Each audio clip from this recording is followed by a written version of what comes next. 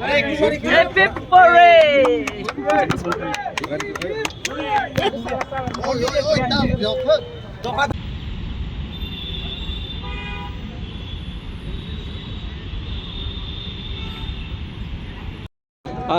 Facilities they will get, any financial benefit they will get out of See, it. Tipraham is a scheme that we had taken out last year as well. और इस बार हम लोग 1600 autos distribute कर रहे हैं, ई autos, और उस पर we are giving subsidy from the TTADC side. The finance और Bajaj is also helping us out and the beneficiary pay a small amount. और जो लोग आज अनएम्प्लॉयड हैं, कैसा खड़ी ऑटो लाइन कैसा,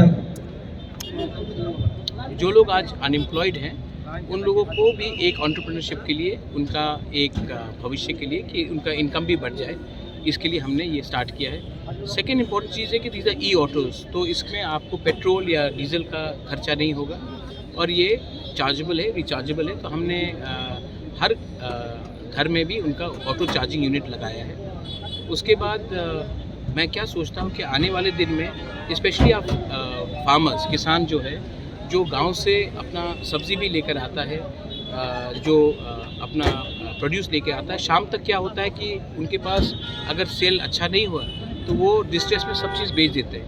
तो मैंने बजाज और दूसरे ऑटो कंपनी से बात किया कि यहाँ में हम अगर कोल्ड स्टोरेज भी लगा दें तो जो किसान गांव से आकर सामान बेचता है, अगर उनका सामान कोल्ड स्टोरेज में बर्बाद नहीं होगा तो कंटेनर होगा, तो उनका आमदनी भी अच्छा होगा और वो डिस्ट्रेस में सेल नहीं करेगा. मैं असल में त्रिपुरा में हमारा इकोनॉमिक सिचुएशन जो है उसको उठाना चाहता हूँ.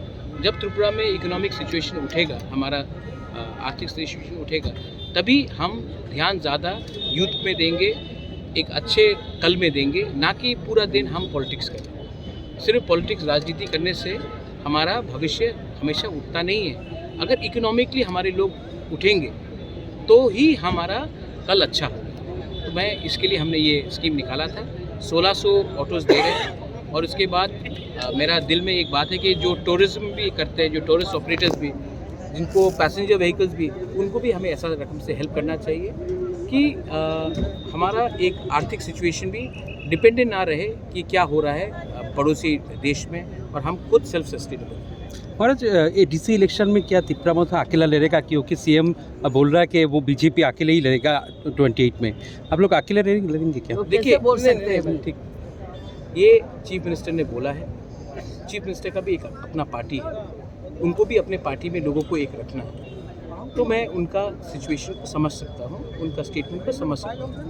मैं माननीय प्राइम मिनिस्टर, माननीय होम मिनिस्टर से हमारा हमेशा बात होता है और मुझे विश्वास है कि वो भी हमारे जनजाति के लिए भला चाहते हैं. मैं भी अपने जनजाति के बारे, त्रिपुरा के बारे भला चाहता हूँ. मैं पूरा त्रिपुरा के लिए भला चाहता हूँ. तो ये पॉलिटिकल स्टेटमेंट्स मुझे नहीं लगता है कि हमें बोलना चाहिए. अगर कोई हमें नफ़रत करता है तो मुझे नहीं लगता है कि मुझे भी उसका रिएक्शन नफ़रत से देना चाहिए. अगर नफ़रत का जवाब नफ़रत है तो हम सब मर जाएंगे. अगर त्रिपुरा का हम भला चाहते हैं तो उनका जो भी नफ़रत हो हम प्यार से जवाब देंगे.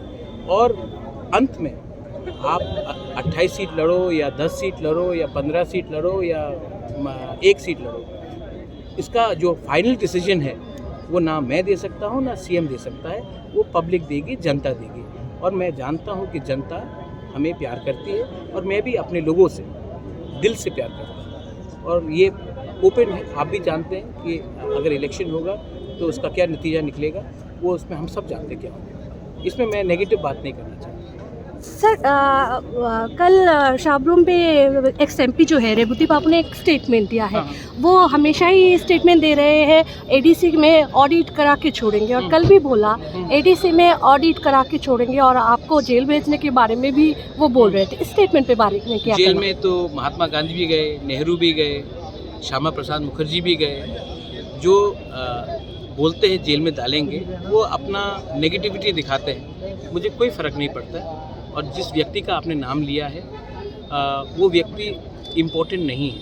अब मैं उसके बारे रिएक्ट करूँगा तब वो इम्पोर्टेंट बनेगा. तो मुझे लगता है कि ऐसे लोग जो स्टेटमेंट्स देते हैं उनके लिए मुझे माया भी आता है, दया भी आता है. जिस परिवार ने पूरा देश अपने आप को दे दिया, त्रिपुरा पूरा हमने इंस्ट्रूमेंट ऑफ एक्सेशन साइन करके हमने दिया, उस परिवार को कोई धमकाए, वो हम डरने वाले इंसान नहीं हैं। और जो वो स्टेटमेंट्स भी देते हैं, Tell him to read the history of Tripura.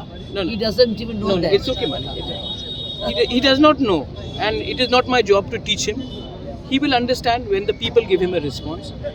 But मेरा एक आपको सजेशन है, आज हम 160 लोगों को एक नया भविष्य दे रहे हैं, उसके बारे में हम लोग बात करते हैं, ना कि कोई इंसान जो अंदर से फ्रस्ट्रेटेड और बिटर है। उनका भी अच्छा समय आएगा और हम उनको भी I wish him well also. महाराज, जैसे एक सवाल, वो व्हाइट पेपर